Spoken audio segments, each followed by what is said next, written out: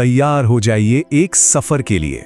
एक ऐसा सफर जिसकी मंजिल बाहर नहीं बल्कि आपके ही अंदर छुपी हुई है। और ये सफर ये शुरू होता है एक आंख के जरिए।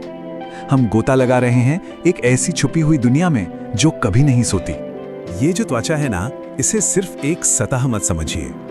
ये एक सरहद है और इस सरहद के पार एक गहरा लाल अंधेरा है। एक ऐसी दुनिया जो हर पल धड़कती है। यहाँ आपका स्वागत है। ये नसें नहीं हैं, ये तो जिंदगी की धड़कती हुई सुर्ख लाल सड़कें हैं। और देखिए, इन पर तैर रहे हैं लाखों खामोश जहाज। हम इन्हें कहते हैं लाल रक्त कोशिकाएं। और इस पूरी दुनिया का कमांड सेंटर वो है दिमाग। यहाँ देखिए, नीले रेशों का एक विशालकाय मंदिर, और इस मंदिर में हर एक सोच, हर एहसास बस एक बिजली की चमक है। और हर कोशिका के दिल में, उसके केंद्र में है न्यूक्लियस, और उसके भी अंदर है डीएनए। यही वो मास्टर ब्लूप्रिंट है।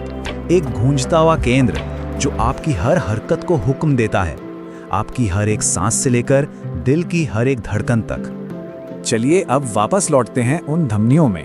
महसूस कीजिए इनकी ताकत, इनकी रफ्तार को, क्योंकि ये हमें सीधा ले जा रही हैं इस दुनिया के सबसे जरूरी हिस्से तक, इसके केंद्रीय इंजन तक। और ये है वो इंजन, दिल, किसी विशालकाय पावर स्टेशन की तरह जो हर दिन 1 लाख से भी ज्यादा बार धड़कता है और अपनी हर धड़कन के साथ इस पूरे ब्रह्मांड में जिंदगी की एक नई लहर दौड़ाता है। और अब देखिए, यहाँ इन कोशिकाओं के बिल्कुल नाजुक क्रिस्टल जैसे जाल में एक महान लेन देन होता है। जीवन देने वाली ऑक्सीजन अंदर पहुंचती है और सारा कचरा चुपचाप बाहर निकाल दिया जाता है। एक खामोश सौदा, पर शायद सबसे जरूरी। लेकिन फिर अचानक ये खामोशी टूट जाती है। वो सरहद जो अब तक महफूज थी टूट जाती है। त्वचा में एक दरार आ जाती है और बाहर की दुनिया से अजनबी घुसपैठिए अंधेरे सायों की तरह अंदर उतर आते हैं। उनका बस एक ही मकसद है, तबाही। मरती हुई कोशिकाएं मदद के लिए चिल्लाती हैं। ये आवाज नहीं, ये एक रासायनिक चीख है। एक ऐसी चीख जो लाल लपटों की तरह पूरे सिस्टम में फैल जाती है।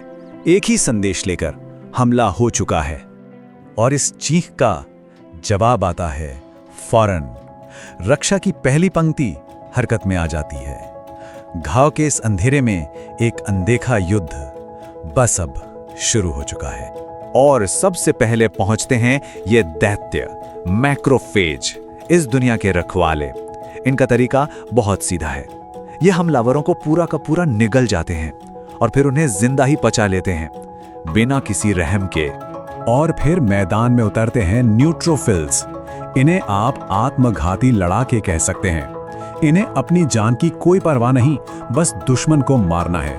ये पहले तो जहरीले रसायन उगलते हैं और फिर खुद को एक धमाके से उड़ा देते हैं ताकि अपने ही डीएनए का एक जानलेवा जाल बिछा सकें। लेकिन दुश्मन की तादाद बहुत ज्यादा है।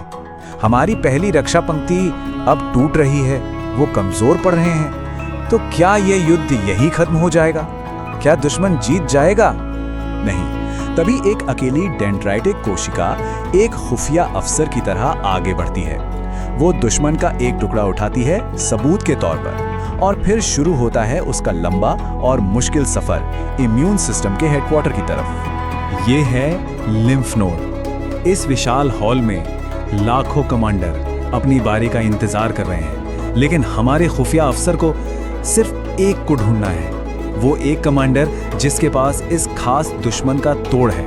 और फिर वो मिल जाता है, एक खास हेल्पर टी सेल।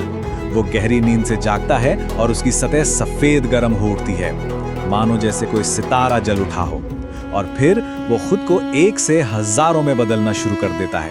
एक पूरी की पूरी सेना तैयार हो रही है। ये नई सेना अब 20 सेल की फैक्ट्रियों को आदेश देती है और फिर शुरू होती है भारी हथियारों की बौछार। हम इन्हें कहते हैं एंटीबॉडीज, और इनकी रफ्तार हर 1 सेकंड में 2000। और बस देखते ही देखते युद्ध का पूरा मैदान इन हथियारों से भर जाता है। ये एंटीबॉडीज दुश्मनों पर ऐसे टूट पड़ती हैं जैसे कोई शिकारी अपने शिकार पर। उन्हें जकड़ लेती हैं, बेबस कर देती हैं और तैयार करती हैं आखिरी सफाई के लिए। अब मैक्रोफाज वापस लौटते हैं एक नई ताकत के साथ, और इस बार वो बेबस पड़े दुश्मनों का पूरी तरह सफाया कर देते हैं। ये अंधेरे में एक नरसंहार है। युद्ध का मैदान अब साफ हो रहा है और इसी के साथ युद्ध खत्म होता है। सरहदें एक बार फिर महफूज हैं और जिन सैनिकों ने ये जंग लड़ी उनमें से ज्यादातर अब खुद को खत्म कर लेते हैं। उनका काम पूरा हो चुका है और खामोशी एक बार फिर लौट आई है। लेकिन सब नहीं, कुछ सैनिक पीछे रह जाते हैं। मेमोरी सेल्स, ये खामोश पहरेदार हैं। ये हमेशा याद रखेंगे कि दुश्मन कौन था, वो कैसा दिखता था, ताकि अगर वो कभी दोबारा लौटा तो उसे पैर जमाने का मौका तक नहीं मिलेगा। और ये सब, ये पूरा युद्ध, ये नरसंहार, ये कुर्बानी बाहरी दुनिया के लिए क्या था? कुछ नहीं, बस एक हल्का सा लाल निशान। तो सोचिए, हर दिन के हर एक सेकंड में आपके भीतर का एक पूरा ब्रह्मांड सिर्फ आपको जिंदा रखने के लिए साजिश कर रहा है, एक जंग लड़ रहा है, एक ऐसी जंग जिसके बारे में शायद आपको कभी पता भी नहीं चला। क्या इसके लिए आपको कभी पूछना भी पड़ा?